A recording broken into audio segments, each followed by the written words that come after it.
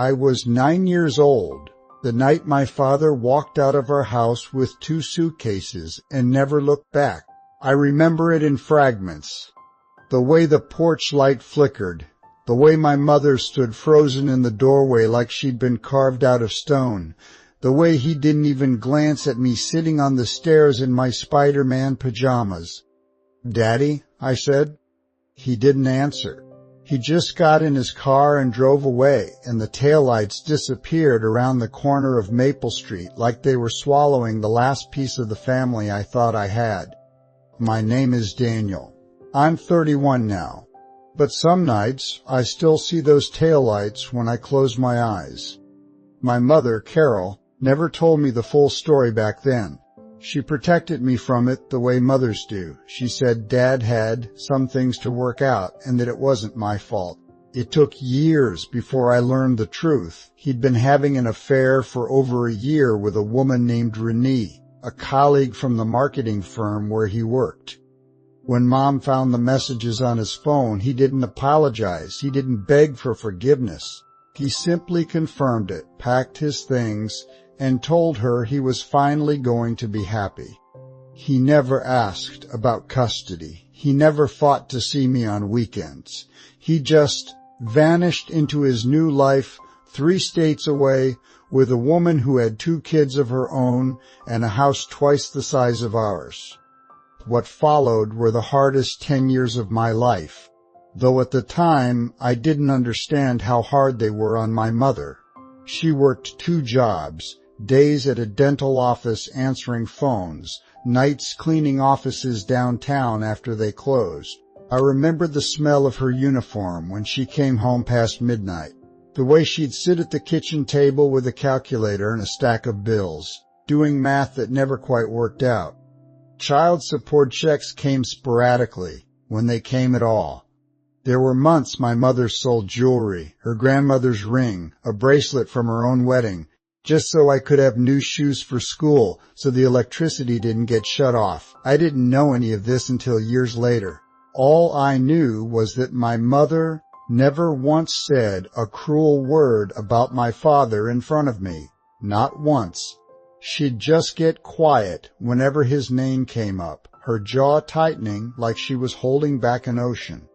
I saw him exactly 4 times in those 10 years.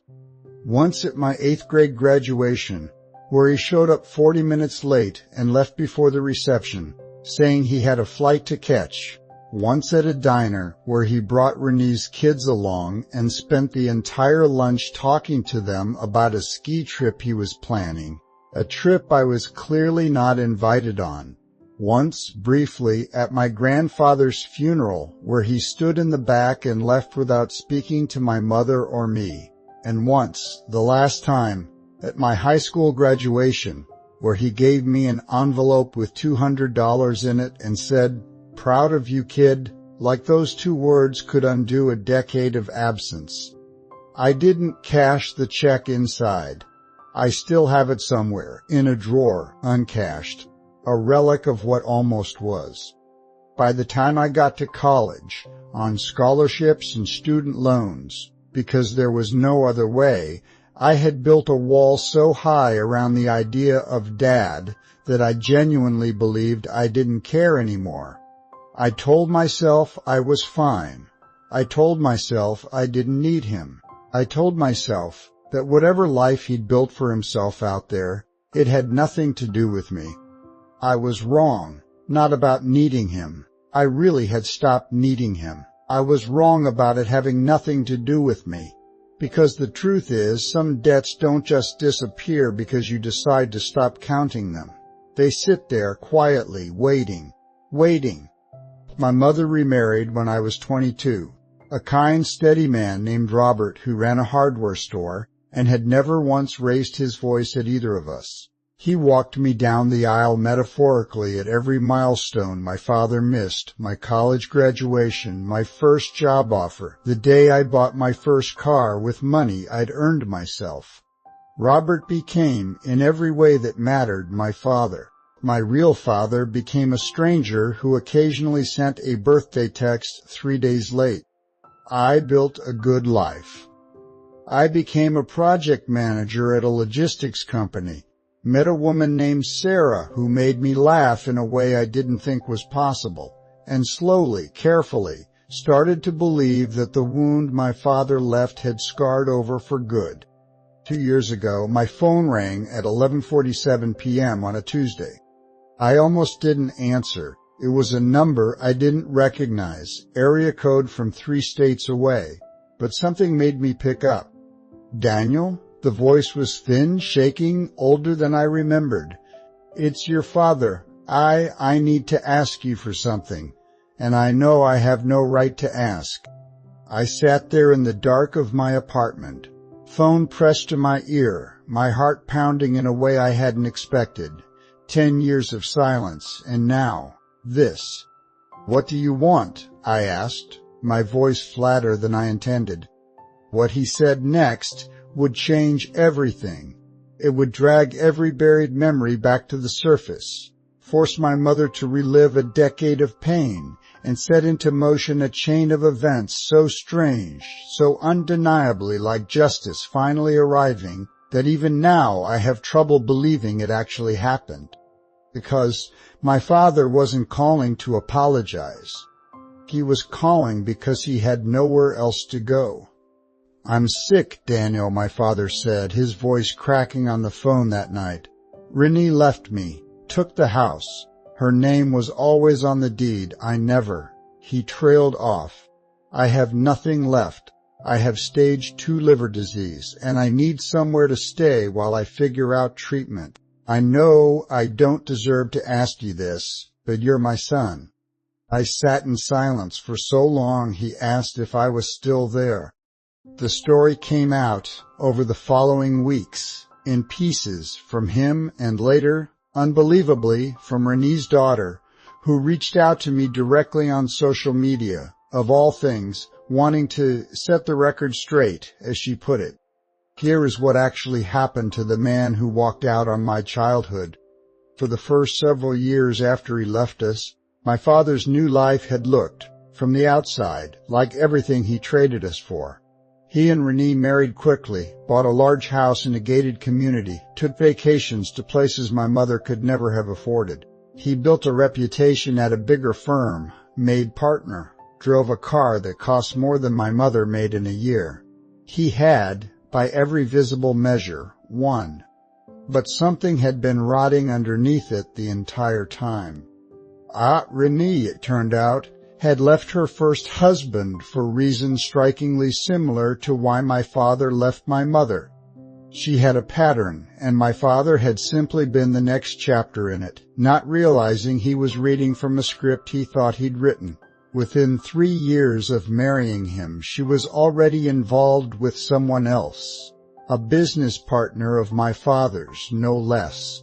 My father found out the way my mother had, a phone left unlocked, messages that told a story he didn't want to read.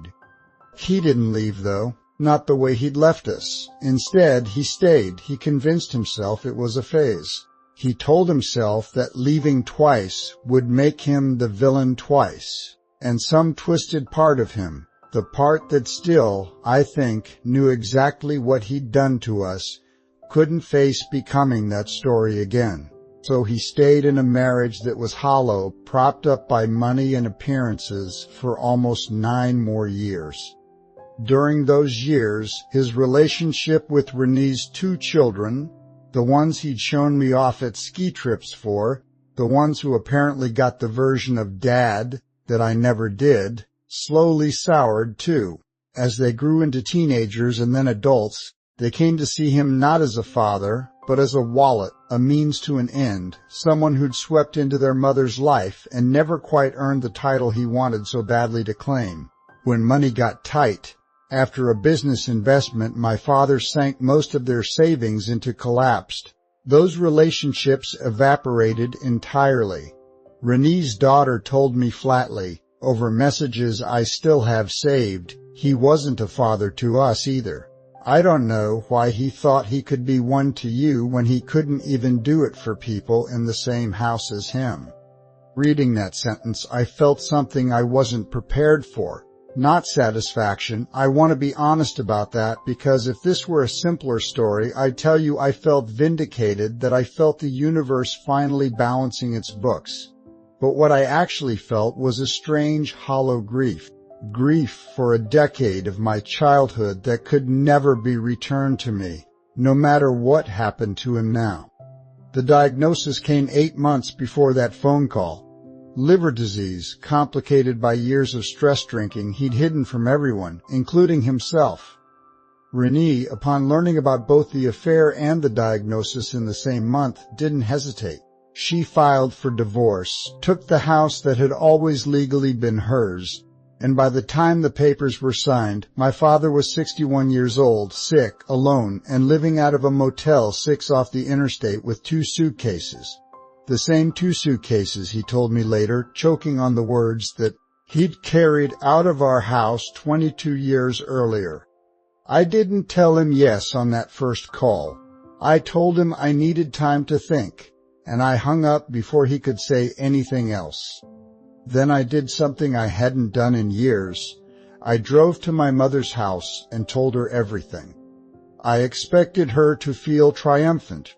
I expected maybe for her to say something like, "Good, let him rot," and honestly, I would have understood if she had. Instead, my mother sat very still at her kitchen table, the same table where she used to do the bill math with her calculator at midnight, and she cried. Not out of anger, out of something more complicated. Relief, maybe, that the story finally had an ending. Sadness for the man he could have been. And underneath it, something that surprised me most of all. "You have to decide this for yourself, Daniel," she finally said, wiping her eyes. "Not for him, not for me. For you. Whatever you choose, I'll support it. But don't let this become another decade you spend thinking about him instead of living your own life."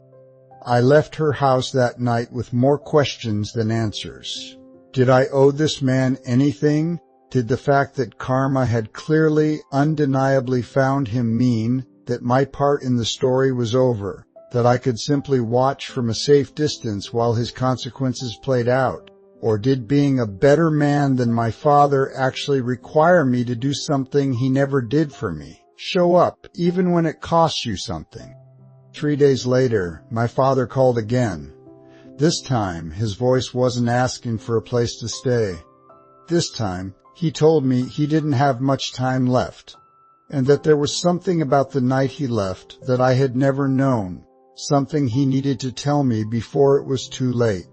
What he said next would force me to question everything I thought I understood about that night on Maple Street, and about the 2 suitcases that had haunted me for 22 years. I agreed to see him.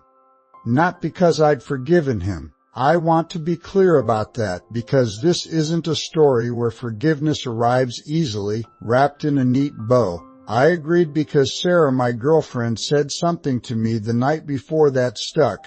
You don't have to save him, but you might regret not hearing him out while you still can.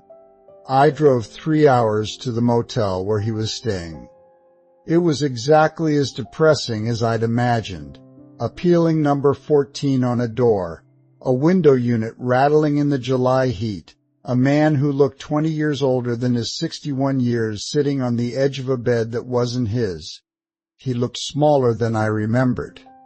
That's the thing nobody tells you about facing the person who hurt you most.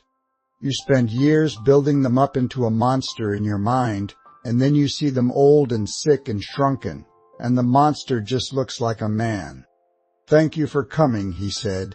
His hands were shaking, and I couldn't tell if it was the illness or the moment. "I didn't sit down right away. You said there was something about that night, the night you left." He nodded slowly, and then he told me something that rearranged 22 years of my life in the span of about 4 minutes. He told me that the affair with Renee hadn't started the way I'd always believed. It had started in his telling during a period when he and my mother were already deeply unhappy. Years of arguments about money, about his drinking, about a miscarriage my mother had suffered 2 years before I was born, that he said they never properly grieved together, that had left a permanent distance between them long before Renee ever entered the picture. He wasn't excusing what he did. He was careful, almost desperately careful, to say that. But he wanted me to know the leaving hadn't come from nowhere, hadn't been some sudden, senseless cruelty. It had been the end of something that had been breaking quietly for years, something I was too young to have ever seen. And then he told me the part that truly stopped me. He said that in the first year after he left, he had tried to come back, not to reconcile with my mother. He was honest that those feelings were gone, but to be present for me. He said he'd shown up at our old house twice, sat in his car outside for almost an hour each time, and both times had driven away without knocking. He was ashamed, he said. He didn't know how to face the version of himself that would have to look his 9-year-old son in the eye and explain what he'd done. So instead of facing that shame, he ran from it the same way he'd run from everything else, and told himself over the following years a story where staying away was somehow protecting me, when really it was protecting only him. That's not an excuse, he said, his voice breaking. It's just the truth. I was a coward twice. First when I left, and then every day after, when I chose not to come back because it was easier than admitting what I'd become. I sat down finally in a cracked plastic chair by the window, and for a long time neither of us said anything. I thought about my mother at that kitchen table with her calculator. I thought about the uncashed check in my drawer. I thought about Renee's daughter's message. He wasn't a father to us either. I thought about every birthday he'd missed, every school play, every moment a father is supposed to show up and didn't. And then I thought about something else, something I hadn't expected to think about in that motel room. I thought about how much energy I had spent, for over 2 decades, keeping a version of him alive in my head as a villain, when the man in front of me was just broken, not forgiven, not excused. But finally, for the first time, honest. I didn't offer to let him move in with me. I want to be honest about that too, because I think there's a version of this story where I'd tell you I brought him home and we healed everything in some tidy reunion. That's not what happened. What I offered instead was smaller, and I think more real. I helped him find an assisted living facility close enough that I could visit. I paid the deposit, not because I owed him money, but because I decided consciously that I wanted to be a different kind of man than he had been, even toward him. I visited every other Sunday. Sometimes we talked, sometimes we sat in silence, sometimes he cried, and I let him without rushing to comfort him the way I once might have wished someone had rushed to comfort my mother. He passed away 14 months later, with me sitting beside his bed. His last words to me weren't dramatic. No grand cinematic apology, no final wisdom. He just said, "Thank you for coming even when you didn't have to." And then he was quiet. I think about karma differently now than I did the night he first called me. I used to imagine it as a kind of cosmic scoreboard. You do wrong, and eventually the universe collects the debt with interest. And in a way, watching his second family collapse the same way ours had, watching him end up sick and alone in a motel room with the same 2 suitcases, I suppose that scoreboard did settle itself. But the real karma, I've come to believe, wasn't what happened to him. It was what I got to choose to become in spite of him. My mother built a life out of the wreckage he left, and never once let bitterness turn her cruel. And when the moment came for me to decide what kind of man I would be, when someone who'd hurt me needed something from me, I got to choose differently than he ever had. I think is the only kind of justice that actually lasts.